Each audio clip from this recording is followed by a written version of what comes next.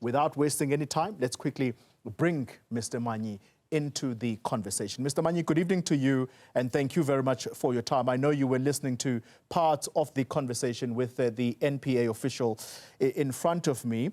Your letter to the president says, in part, the rule of law needs rescuing because of a catalogue of failures. Let's quickly start with your list of priority cases that you feel have let the country down. Thank you very much, Claudian, and good evening to your viewership. Indeed, I mean, the catalogue at a high level, it would include one, the issue of the failed extradition of the Guptas. And what is even more important about this is the lies that that keeps getting spread in the country, as if the Dubai administration or process is not cooperating, when the truth of the matter is that we actually have a judgment from Dubai court that is very clear about what it is that the treaty expects of an institution like the NPA to comply with in order for the extradition to take effect. And they make reference to two issues. One, they talk to the issue of the fraud, that the treaty says for fraud there must be a valid warrant. And then they say, in terms of your submission, whatever warrant was submitted, that warrant was cancelled. So therefore, you have failed to meet the requirements of the extradition order. Then they say the second issue is corruption. They say even then, they quote the relevant section of the treaty. They say that also requires a valid warrant of arrest. And they say even there, it's either it was not submitted or it is also defective. So indeed, you can see that this is just a serious incompetence. Now, this is not the isolated case. I mean, the issue of Bushiri, if we had a competent NPA, they should have done a risk assessment to know that if a character like Bushiri can actually do what he has done and skip the country and all of that. They failed to do that. They are struggling now to get him back. We have a Makaka case here that happened so many years ago. Up to today, nothing is happening with that case. There is no end in sight. We've got a Meyiwa case here.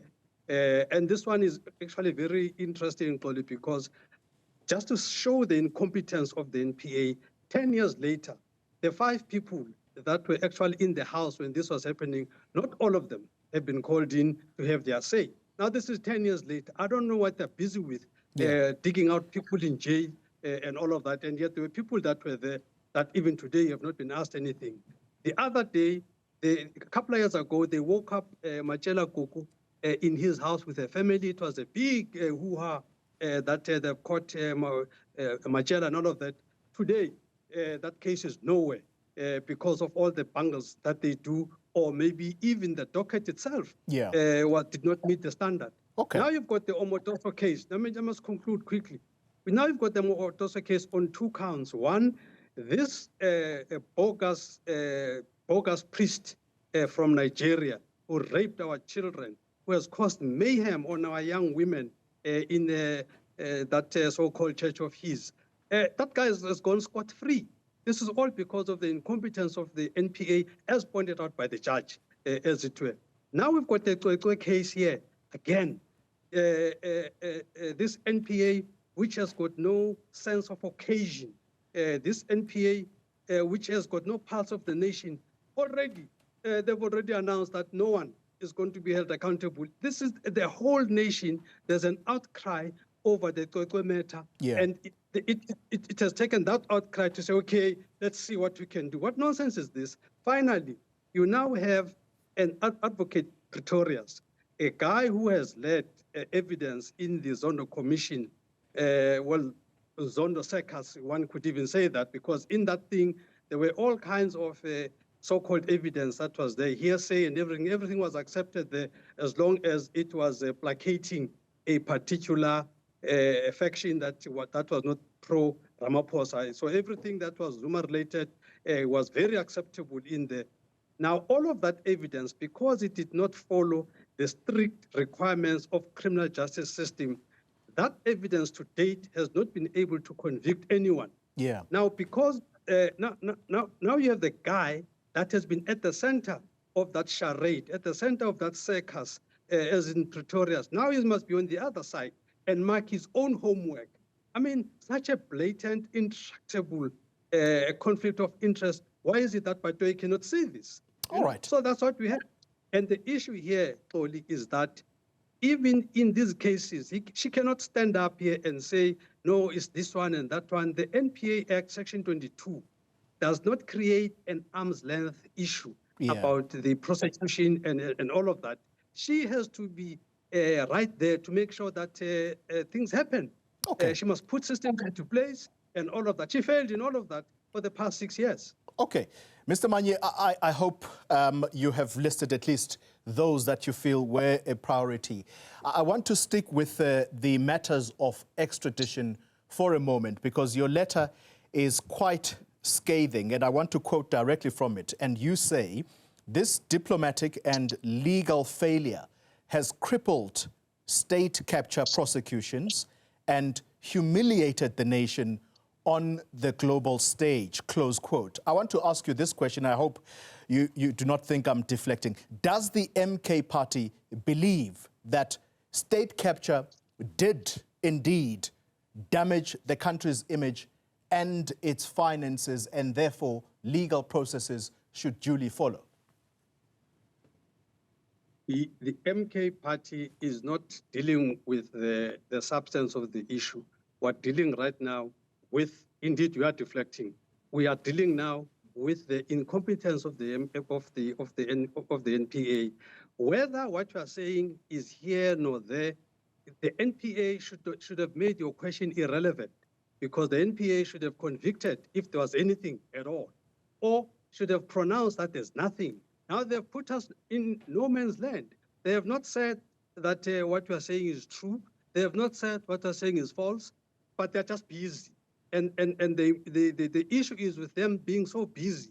Money is being spent in all of these things. These guys are busy. They're not going left, they're not going right, but they're just busy. This is the issue. So for us as the MK party, we are in no position to pronounce on the merits of anything, because we don't have the facts at our disposal. Okay. So it's not a fair question for us of MK. All right. I want to quickly wind down the conversation, because the pictures in Washington are already being beamed to us. Shamila Batohi goes into retirement next year, Mr. Manyi, and you are calling for a probe into her fitness to hold office. Does that make financial sense to you? Yeah, perfect sense. Justice has never, there's never anything late for justice. We want justice for the people of South Africa. In fact, maybe as part of this, this probe, she probably should not get the rest of the emoluments that she should be getting, because she would be getting them on the understanding that she has done a great job. With the bungle up that she has done, it is very timely that this inquiry must happen to also determine whether she should get anything at all after bungling up for the past 6 years. And also on the issue that you've just mentioned in passing, I must also mention it in passing, that for us as MK party, we think that for Mr. Ramaphosa to be where he is today, when tomorrow or the day after on Wednesday, we have a budget, budget 3.0, which shows again a lot of incompetence even on his side of things. For him not to be there when the budget is being tabled is actually a dereliction of duty, even on his part. So we just have a concoction here of people that are not doing what they should be doing. We've got a president that does not understand his priorities. There was nothing that was pressing that got him to go to the US, when we've got a potential dissolution of parliament on the horizon. What we have now, the country is operating on a 45% budget of last year because of the bungles up of the Minister of Finance. So that's what we have. So we are teetering on the dissolution of parliament. And then we've got the head of state that is busy gallivanting and going to go and, try and make himself look good at Trump. All right. It's irresponsible. Let me thank you very much for your time this evening, sir. Mzwanele Manyi is the MK Party's chief whip in Parliament, and you've heard them clearly. They want for Shamila Batohi to be placed on immediate suspension.